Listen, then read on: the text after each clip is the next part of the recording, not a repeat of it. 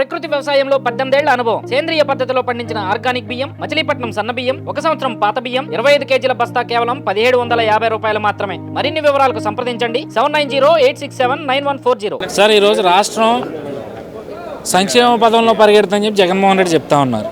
కానీ ఈరోజు రాష్ట్రంలో అన్ని వర్గాలు ఈరోజు రోడ్ల మీద కనిపిస్తూ ఉన్నాయి. మాకు జీతాలు ఇవ్వండనో, లేకపోతే జీతాలు పెంచడనో, లేకపోతే మా నిధులు మాకు ఇవ్వండనో అని చెప్తా ఉంది. లక్షల కోట్ల అప్పులు తీసుకొస్తా ఉన్నారు. ప్రధానంగా మద్యం మీద ఈరోజు రాష్ట్రానికి ఎంత ఆదాయం వస్తుందో మనం అందరం చూస్తున్నాం. అసలు ఒక రకంగా చెప్పాలంటే ఆంధ్ర రాష్ట్రం మద్యం మీదే నడుస్తున్న పరిస్థితి. దీన్ని ఎట్లా చూస్తాం?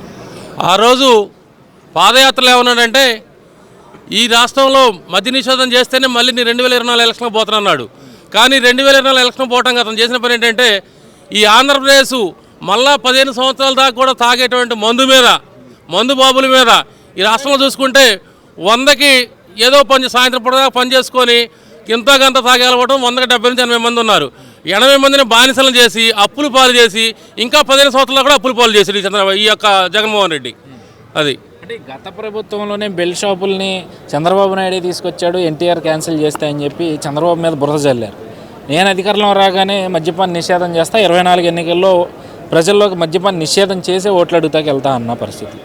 మరి ఈరోజు ఎక్కడికెక్కడ మనకి బెల్ షాపులు కనిపిస్తూ ఉన్నాయి, వైన్ షాపులు కనిపిస్తూ ఉన్నాయి. మరి రేపు ఎన్నికలు వచ్చేసినాయి, ఇంకా 90 రోజులు 100 రోజులు కనిపిస్తూ ఉంది. మరి జగన్మోహన్ రెడ్డి ఏ విధంగా వెళ్ళి అడుగుతారంటారు జనాలను ఓట్లు?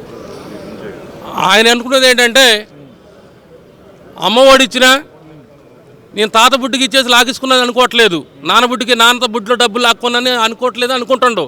కానీ ప్రజలందరూ గమనించారు, ఈయన ఇచ్చేది అమ్మఒడికి 15,000 రూపాయలు అయితే ఒక వ్యక్తి నుంచి సుమారుగా నెలకి రోజుకి 250 నుంచి 300 రూపాయలు ఈ యొక్క మందులు లాక్కుంటుండవు. మందులు లాక్కొని గవర్నమెంట్కి ఎంత పోతుందో, గవర్నమెంట్ కంటే ఎక్కువ అతను జగనాస్తులో పోతున్నాయి, జే ట్యాక్స్ పోతున్నాయి. మందు మొత్తం కూడా సొంత బ్రాండ్లే ఆ దాంట్లో పోతున్నాయి తప్ప ప్రభుత్వ ఖజానాలోకి వచ్చి ఈ రాష్ట్రం అప్పుల పాల నుంచి నెగ్గీయడం కోసం, ఒక ప్రాజెక్టు కట్టడం కోసం, మన పిల్లల భవిష్యత్తు కోసం, ఒక రోడ్లు వేయడం కోసం, ఒక హాస్పిటల్ కట్టడం కోసం, వాటి కోసం ఈ డబ్బులు ఉపయోగించట్లేదు. వచ్చిన డబ్బులు మొత్తం కూడా ఈ ట్యాక్సుల రూపంలో వచ్చేటువంటి ఈ డబ్బులు మొత్తం ట్యాక్సులు కాకుండా జే ట్యాక్స్ రూపంలో, జగన్ ట్యాక్స్ రూపంలో ఆయన తాడేపల్లి పారిపోతుంది తప్ప ప్రభుత్వ ఖజానాలకు రావట్లేదని చెప్పి ఈ ప్రజలందరూ గమనిస్తున్నారు. నువ్వు ఎన్ని అబద్ధాలు చెప్పి, ఎన్ని మాటలు చెప్పినా, ఎన్ని ముద్దులు పెట్టినా, ఏమి చేసినా సరే నీకు ప్రజలు ఓట్లేసే పరిస్థితి లేదు. 100కి 70% జనం నీ మీద వ్యతిరేకత వచ్చింది. నువ్వు ఇంటికి పోవటం ఖాయం. ఈ రాష్ట్రంలో కాదు, ఈ దేశాన్ని వదిలిపెట్టిపోవాల్సిన పరిస్థితి కూడా దగ్గరలోనే ఉంది. నీతో పాటు నిన్ను గుడ్డిగా ఇప్పటికీ మాట్లాడుతున్న తెలుగుదేశం పార్టీని ఎవరైతే మాట్లాడుతున్నారో వాళ్ళందరూ కూడా ఈ రాష్ట్రాన్ని వదిలిపెట్టే పరిస్థితి కూడా వస్తుందని చెప్పి తెలియజేస్తున్నాం. సో మీరేమో తెలుగుదేశం గెలుస్తుంది, వైసీపీ రాదు అని మీరు చెప్తా ఉన్నారు. కానీ వాళ్ళేమో 175కి 175 మేమే గెలుస్తున్నాం, అందుకే మేము ఎమ్మెల్యేలను మార్చుకుంటున్నామని చెప్తా ఉన్నారు. దీని ఎట్లా? నువ్వు ఎమ్మెల్యేలు మార్చడం కాదు, జనం అందరూ కూడా ఈ రాష్ట్రంలో ఉన్న జనం కాదు, ఇతర రాష్ట్రంలో జనం, దేశంలో జనం, ప్రపంచంలో జనం కూడా ఎప్పుడు ఈ రాష్ట్రంలో జగన్ పోతాడు, ఈ ఆంధ్రప్రదేశ్ తెలుగు ప్రజలకు పెట్టిన దరిద్రం ఎప్పుడు పోతుందో ఆలోచిస్తారని తెలియజేస్తున్నాం.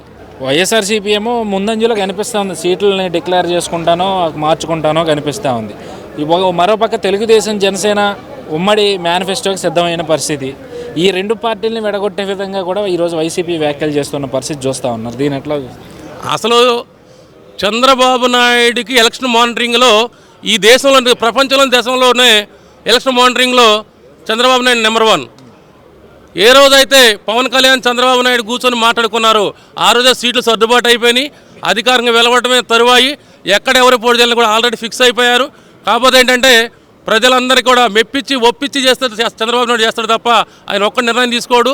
ఏ కాన్ఫరెన్స్లో ఎవరు పోటీ చేయాలి అన్నది తెలుగుదేశం జనసేన పోటీ చేస్తుంది కదా. ఇక్కడ తెలుగుదేశం జనసేన కూటమి గెలవబోతుంది, ప్రజా కూటమి గెలవబోతుంది రేపు ఈ ఆంధ్రప్రదేశ్లో.